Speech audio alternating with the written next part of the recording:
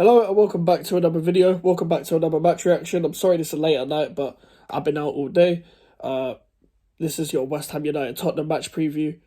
And make sure to like the video and subscribe. We're nearly on 250 subscribers, and that's halfway through our goal to 500 subscribers. So if you can make that happen, that would be great. And yeah, West Ham Tottenham. We beat Tottenham earlier this season. A game where they let us back into it, winning at their ground. Terrible first half. They scored from a set piece. They didn't break us down from open play, but they had a lot of shots. People like Pedro Porro was having probably like 10 shots, I want to say. Richarlison missed a sitter in the second half. Like, it was a game where we did get away with it, because it could have been 2-2 when Richarlison scored that. The first goal, I'm pretty sure, was the bone deflected goal, and then they pretty much gave us that ward press goal, and I couldn't believe when we were in front. That was fun because Tottenham fans were very cocky at that stage. But I'm just because it's West Ham Tottenham and like we always turn up for Tottenham, I don't really have much confidence, if I'm being completely honest. This could either be like another 6-0 Arsenal at home, or it could be another one of them games where we actually play well.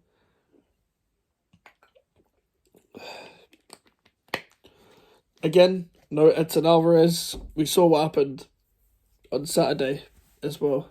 The fact that we were 3-1 up and we lost 4-3 because of this manager's incompetence to make a sub that doesn't kill off the game for the team that he's managing, and individual errors from players as well.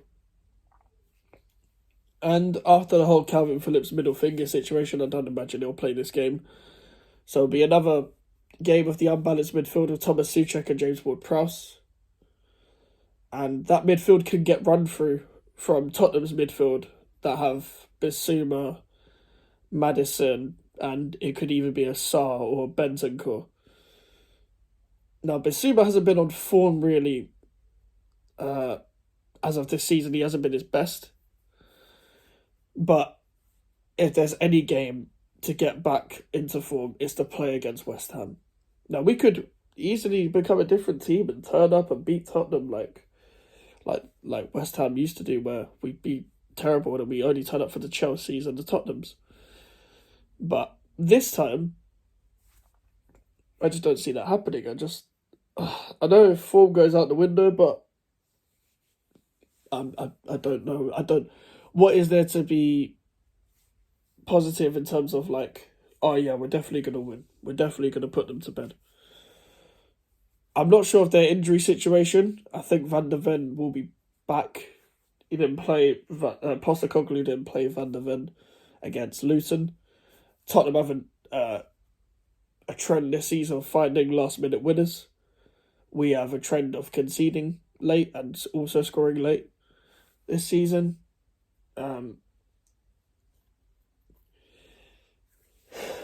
We haven't beaten them. We beat them at home 2 years ago with the 1-0 Mikel Antonio game where they had Nuno Espirito Santo. Last year when they had Conte, it was a 1-1 game that we failed to put to bed because we didn't finish our chances. But you'd hope that for a London derby of this size, of this calibre, that you'd hope that your players and manager turn up. But there's nothing that I can say to give anyone that certain incentive to say, yeah, we're definitely going to win tomorrow. I don't see it. I see us losing, and I see us losing quite badly. Because the defence isn't defending. The attack is good, but it needs help. The midfield isn't balanced. It's stuff like Huminson against Vladimir Sufal that scares me. It's them individual battles. Brennan Johnson being direct from the right-hand side. He made an impact against Luton, and they literally couldn't handle him down that right-hand side. Richarlison has had a good, decent run of form. I think he's getting back from injury, from what I know. And even from then, they've got other players that can kill you from midfield, such as James Maddison, who didn't play against us last time. He was injured. Van der Ven didn't play against us last time. I'm pretty sure it was Ben Davies. And Van der Ven probably been one of the strongest centre backs of the season. And I think if it wasn't for his injury, we'd be talking about one of the centre backs of the season. Unfortunately for him, both of the Arsenal centre backs and Virgil van Dijk have been the standouts. So that's unfortunate for Van der Ven. Christian Romero, apart from the Chelsea game, has had a very good season as well. I would give him an honourable mention for centre-back of the season. Again, wouldn't top the Arsenal centre-backs and Virgil van Dijk, but they've even got, like, full-backs that have been, I'd say, transformative to their style of play because of the way Ange Postecoglou wants to play in terms of Destiny Udogie and Pedro Porro, going into midfield from right-back and left-back and really helping young men. There's a sense of freedom when you play under Postecoglou. Like, any of the three midfielders and their fullbacks can pick up the ball from their centre backs in central positions and rotate. That's the beautiful thing about their football, is that it can be naive at times, but it's still new into their football. But it's like everyone's rotating, everyone's circling around each other. So there's a lot of freedom. Attackers are moving, and the front three is very direct. They've got Timo Werner. I'm not scared of Timo Werner, but what he has got is pace. And he'll probably play off the left, which is something Vladimir Sufa doesn't have, is pace. So as bad as Timo Werner is, not only has he scored against West Ham before, and we've had worse players score against us, he's got pace. He'll miss chances, and I'm sure he'll miss chances in this game. But hopefully Vladimir Sufa can just use his experience rather than, going in a foot race with him. If we get caught like that, then fair enough. I would actually understand if Moyes went slightly cautious for this game. It's just, I don't mind if it was cautious in the setup necessarily, but we should still have a good counter if we're going to be cautious. And there should be a lot of space for us to run into. The crowds, both fan bases will be up for it.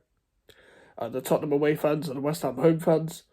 And I don't mind being defensive because they couldn't break us down, really, in the game they had at home. But we are also at home, so I would understand people like myself that want to put the incentive on teams and just try and put a bit of pressure on. I'm not asking for gung-ho football. I'm just asking to try and win the ball back at home. If we want to care about European battles still in the league, which I'd like to care about, but it doesn't seem like this manager or team care about it, then we need to win this. There was a point where we was like 6 points behind Tottenham when we beat them. And then we lost 5-0 to Fulham, which has been the story of our season, really. Someone like Heung-min Son has a very good record against us. Luckily, of course, they don't have Harry Kane. It could be Richarlison playing, it could be Johnson, it might even be Kulusevski. I would rather they play Kulusevski because I think Brennan Johnson's a bit more direct. I reckon he can give Emerson more problems than Kulusevski can. I think we're going to see the same lineup that we did against Newcastle, apart from the goalkeeper situation, which we have seen that Fabianski is out. I mean, Areola is out, so Fabianski will come in. Apparently, Areola will be out for a while, which is a shame because him and Emerson are the two contenders for Hammer of the Year. And I'd say it'd be our best two players of the season in terms of high-level, consistent performances. I'd understand the shouts for Paquetá, Kudus, Bowen, Alvarez, etc. But those two have to get Hammer of the... even one of them two have to get Hammer of the Year. And Antonio turns up in these games.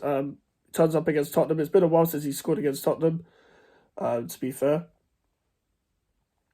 But with context, I think last season at home he played well. He got the assist for Souček's goal. The one away from home he was isolated.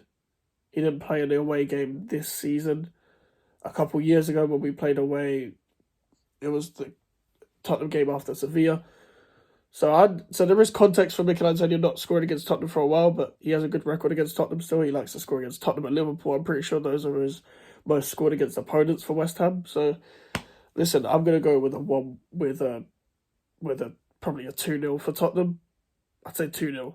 I think we get battered by performance. I don't think we get battered just because of mainly the fact that they'll probably miss more chances. I don't think their attackers are actually that good in terms of the fact that they're it's attacking football and they'll get a lot of chances and that's why they score goals. But they could do with some attackers in the summer. Some could do with some help. They've got a lot of squad attackers. They haven't got a lot of starters that are like good enough to go to the next level for what they want to do. You know, challenge for the title and stuff like that. And yeah, that's just my opinion on the game. I'm sorry it was so late, but things happen. Make sure to like the video. Make sure to subscribe if you want to. Social medias are in the description if you want to follow me in the email for the inquiries. I'll see you guys later. Goodbye.